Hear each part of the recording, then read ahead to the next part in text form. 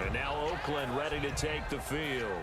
And the ball backed way up. So thinking with this amount of time on the clock, probably just sit on it, and we'll see these two teams go to the lockers. Yeah, I don't think you want to overthink it in this situation. Either side of the ball. Just go ahead and finish up the half and get on out and talk about it. He's going to air one out. And got his man complete. 20, 10, 5, and all the way in. Touchdown, Oakland. Jimmy Graham in the final seconds of the first half. And the Raiders have taken the lead. So they're able to break the tie just before halftime. Now they just don't want anything crazy to happen on the ensuing kickoff. Yeah, they want to just add the extra point, get the kickoff taken care of, and get to the locker room with the lead that they fought so hard to get. That's fielded in the end zone. And now Cleveland geared up to take the field. And from this spot in the field with the clock where it's at, you think we're just going to see a knee and that's it? And I think in this situation, that's the proper play. But we do know there's some risk takers out there that may want to take one more shot before the clock runs out. To throw is Bradford. Going deep here for Landry. It's incomplete. Took a shot, couldn't connect. That's it for the first half. 2 more quarters to go. We'll have plenty more to see after the break. So both teams have their marching orders, and we'll get going again here in quarter number 3. And a fair catch signaled for and taken successfully. Here's the Browns offense now getting set to start off this third quarter. They're down here, but very much in this game. What's the tonality of a coach's talk when a game is within striking distance like this at intermission? Typically, what they're doing is emphasizing the things that went well in the first half and wanting more of that. Sure, you've got to go over some of the errors and clean up some things because there's a reason you're down. But overall, I think they want to stay positive, stay up with this team. We're just starting the second half, and we've got the football. Let's go ahead and punch it in, and then we'll take it from there. See how that recipe works. And Davis has it over the middle. 15 yards through the air and a first down. And he's the epitome of what we call the move tight end, a guy that you can line up anywhere, in the slot, out wide, in tight, doesn't really matter because he has such great skills. You want to utilize him in all aspects of your passing offense. And there he was in the slot for the catch. He's brought down that time by a couple of Raiders. That's a good play by the guys on the defensive side of the ball. Held him to a gain of 2. And that changes the playbook a little bit now for the guy calling plays. 2nd and 8. Now he's got to probably think about going to the air instead of maybe staying with the ground game. And incomplete there. A nice hit. Jars the ball free and brings up third down. Third down here for the offense after the incomplete pass. Here we go now. 3, 39. On third down, Bradford buying time to his left. Now he's going to let it go deep left side. This is caught inside the 15. A big gain of 39 on third. There will always be a place for methodically marching the ball downfield. But when you can pick it up in big chunks and strike like that and have explosive plays, that's often the difference in winning and losing. Those types of plays that can knock a defense off balance, that'll drive a team towards a victory. Some think that teams really won't throw a slant route unless you have a receiver that has a lot of stature to him. But sometimes the little guys, they get lost in there. People can't really locate them, and they run that quick cut on the slant, and oftentimes they can... And he's in. Touchdown, Browns. Carlos Hyde taking it in.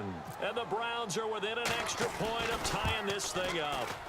And they're able to run it in. It started with a battle in the trenches. They won there, and they got in for 6 points. And that's going to be a tough one for the defense to deal with. They've got to go to the bench now and figure out how are we going to slow down this running game, because on that particular play, they had no answer. This is fielded at the goal line.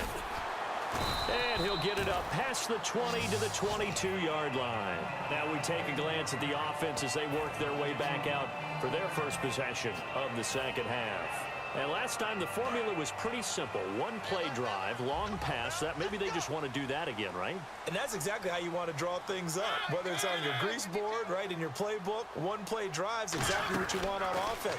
What they have to be careful of is not having a letdown. It was real easy last time. They can't expect that going forward. And we'll see if it's that easy here. A good pickup there, 26 yards. And a good quarterback facing zone coverage. If he has just a little bit of time to survey the scene, that's what's going to happen. No doubt about it. If there's no pressure, he's going to continue to pick them apart because he'll have all that time to find someone open downfield. He can only cover for so long. So maybe they want to go to a zone blitz scheme, get a little bit more pressure. Remember when Carolina did that against Denver? They lost the game ultimately. They dropped the defensive end out, and he ended up with an interception in that game in Super Bowl 50. A battle for it, and it's intercepted. Picked off by Malcolm Jenkins. And a big turnover there as his guys will get the football back. And here are the Browns now as the offense comes back out onto the field. Last time they were out, they scored. Still trailing here, though, so some work to do. But it's okay in terms of mindset. Because they scored the last time, they're not quite as worried about being down on the scoreboard because now their confidence is a little bit higher. They feel like they've got something going, and they feel like they can attack again and put more points on the board. Are you scoreboard watching if you're the offense, or are you just focused on this drive? We wouldn't be telling the truth if we said that they didn't scoreboard watch. Everyone does it to some extent. But you've got to set it aside right now and just focus on this series. That'll take care of the scoreboard if they punch it into the end zone. That one goes for 13 yards, and it moves the sticks. I like watching the wide receiver screen because it's a real teamwork play. Because guess what? The guy catching the ball, he'll get all the credit. But how about the people have to block in front of him, either fellow receivers or offensive linemen? That makes that play a really nice timing play, and sometimes it can break big. Give him a couple on the carry there, 2nd and 8. And after the play on the ground, that brings up 2nd down here. Tough day. Tough sledding right there, and it's been that way the entire game. Not a whole lot of room. And down he goes. Brought down a Raiders sack. Cliff Averill able to collapse the pocket and drop him for a loss of 3. Back now in the East Bay. This one's still anybody's ball game. It's a 1-point difference here as we begin the 4th quarter of play.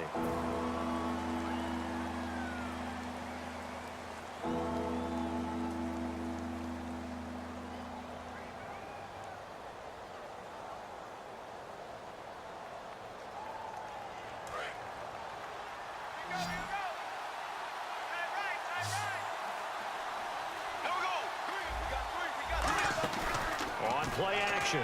Bradford flush to his right. Now he's going to throw deep right side. A fight for the football, and it's intercepted. Picked off by the safety, T.J. Ward. And his guys are going to get the football at the 28-yard line. And now Oakland ready to take the field. Looked like they had something going last drive. Then the interception happened. Will they recover? The memory they need to keep with them is that they did have something going. They were moving the ball on offense, had a nice sequence going. Don't worry about the other part. You can't get that back. Let's go back to what you were doing well before. I thought you were going to say they need to have no memory, but remember the good part, forget the bad. I like that even better. And he'll be brought down shy of the 40 at the 38-yard line. Only 3 there on the pickup, but that's enough to move the chains. So many teams want to throw the ball in this situation nowadays, but I love watching a team that has enough confidence to go ahead and run the football in that situation. That's almost a tendency breaker.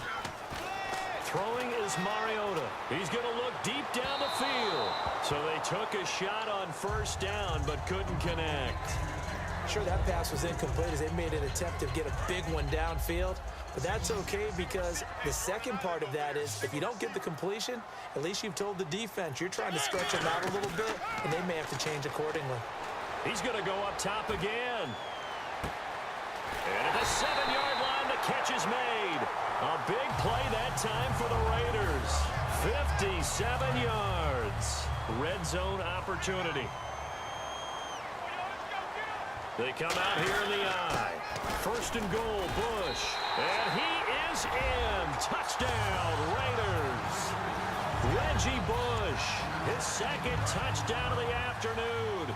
And now the Raiders will face an important 2-point conversion attempt here. Try to punch it across with Bush. And he will get into the end zone. It's 2 points and also a 2-score advantage as the lead swells to 9. The kickoff unit is out on the field, and they will send this one away. This will be taken in at the 1. And he'll get it up across the 20 to the 21-yard line. And now Cleveland geared up to take the field. And following the interception, we'll see what they can put together on this drive. I can hear my old college coach right now. He always used to tell us before every game, the team making the fewest mistakes will win.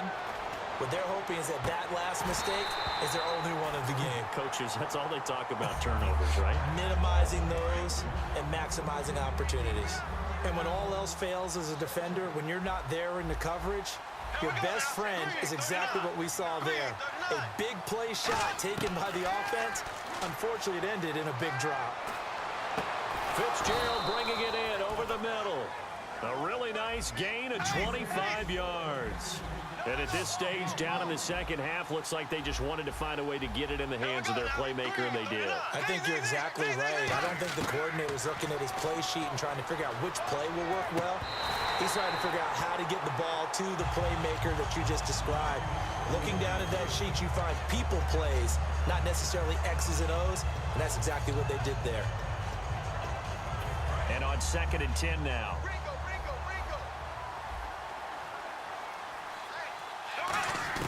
On 2nd down, Bradford again. Now a hit, and the ball comes out. Bradford's lost it, and his guys are going to get the